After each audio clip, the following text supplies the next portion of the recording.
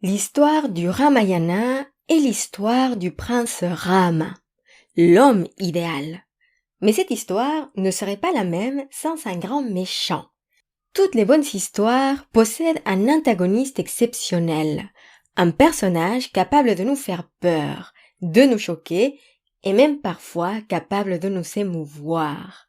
J'adore ces personnages car ils sont souvent complexes et parce qu'ils sont une histoire d'origine, une origin story comme on dit, très intéressante. C'est le cas de Ravana, le grand rival du prince Rama. Alors, pour vous raconter le Ramayana, je vous propose de commencer par l'origin story du terrifiant Ravana. C'est parti!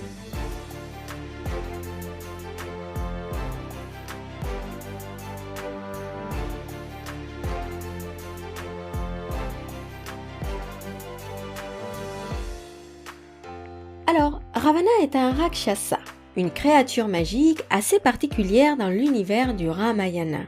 En effet, dans d'autres textes comme le Mahabharata, les Rakshasas sont des créatures nocturnes, immondes et cupides.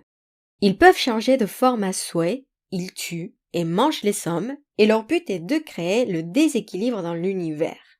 Nous les avons d'ailleurs rencontrés dans le Mahabharata, car le fils de Bhima était à moitié Rakshasa.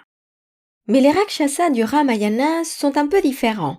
Il y en a qui correspondent à cette description terrible et affreuse, mais d'autres Rakshasas sont beaux et même parfois vertueux.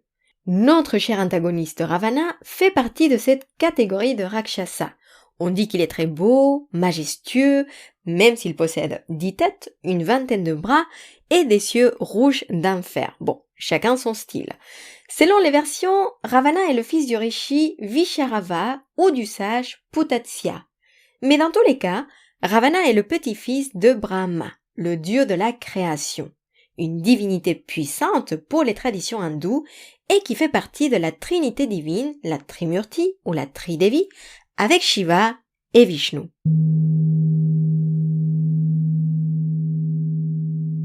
Et alors, Ravana règne sur la cité de Lanka, une ville majestueuse citée dans l'actuel Sri Lanka.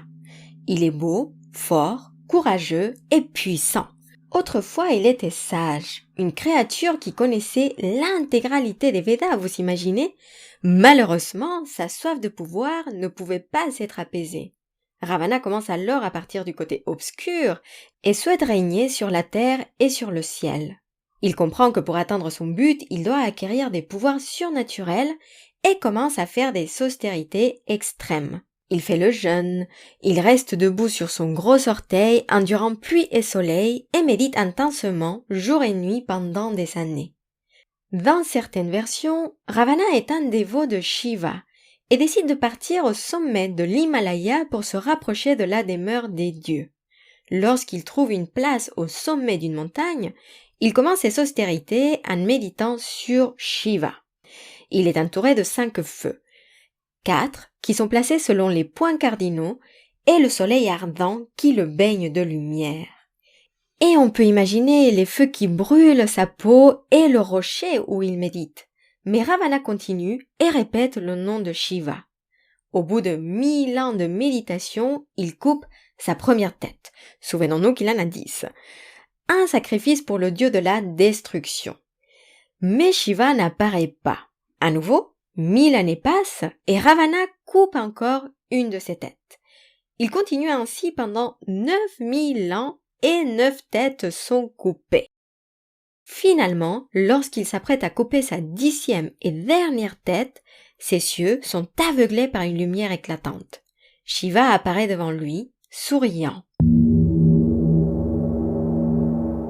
Il réintègre les têtes qu'il avait coupées à son corps et lui demande son vœu. Ravana souhaite posséder une force qu'aucune créature puisse résister, et il devient ainsi le plus fort sur Terre. Mais voilà, la joie de Ravana est de courte durée. Il veut toujours plus, il souhaite devenir invincible et continue sa pénitence, cette fois-ci au nom de Brahma, son aïeul. Au bout d'une pratique intense, Brahma lui demande ce qu'il souhaite, libération, éveil, mais le démon a une idée bien précise en tête. Il souhaite devenir immortel.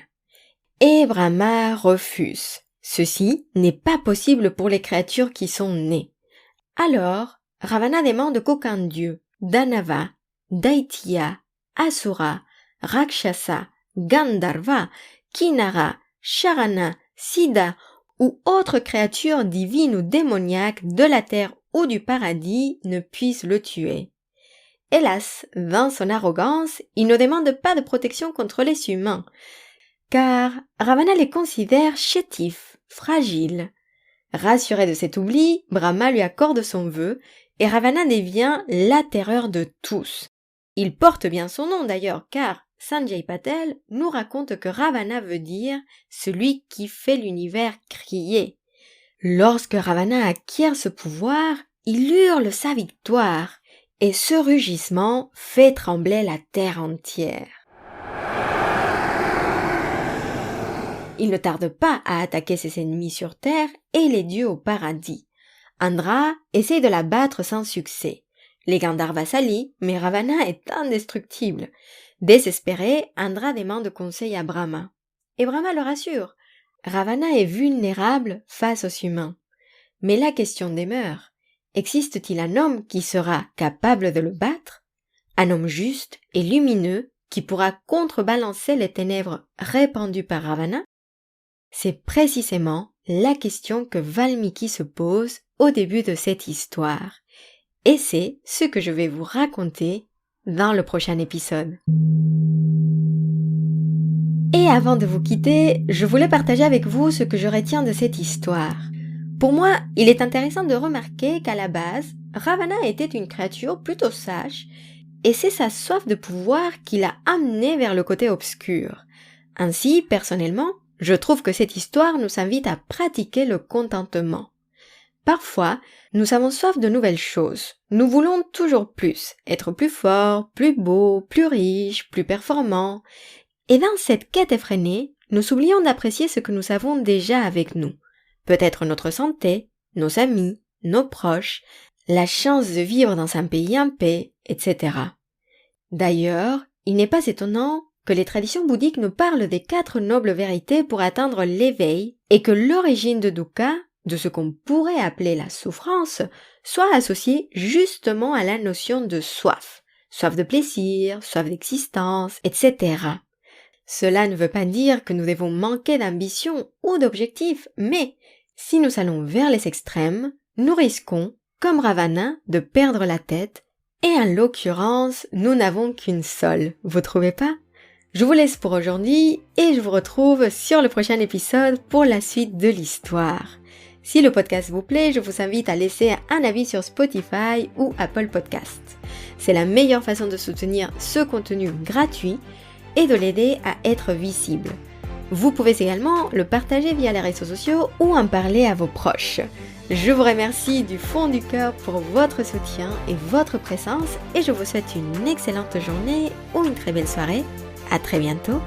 Prenez soin de vous.